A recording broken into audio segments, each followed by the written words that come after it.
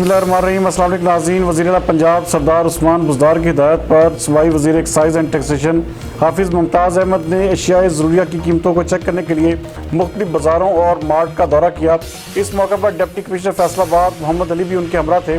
فیصل آباد سے ہمارے ڈویژنل بیورو چیف میاں اعجاز اسلم کے مطابق صوبائی وزیر ایکسائز ماڈل بازار، Jhang road, S B mart Jhang road اور دیگر بازاروں میں گئے اور وہاں پر انہوں نے قیمتوں کو چیک کیا۔ اس موقع پر صوبائی وزیر ایکسائز کا کہنا تھا کہ وزیر اعلیٰ پنجاب نے اشیاء ضروریہ کی قیمتوں پر عمل درآمد کرانے کی سخت ہدایات جاری کی ہیں۔ ان کا کہنا تھا کہ سرکاری طور پر مقرر کردہ قیمتوں پر عمل درآمد کو ہر ممکن حد تک یقینی بنوایا جائے گا۔ صوبائی کابینہ کے تمام ارکان پرائس کنٹرول چیکنگ کے لیے سرگرم عمل ہیں، کسی کو بھی من مانی قیمتیں وصول کرنے نہیں دیں گے۔ ان کا کہنا تھا کہ مارکیٹوں، بازاروں اور مارٹ پر اشیاء کی چیکنگ کا سلسلہ بھی جاری رہے گا۔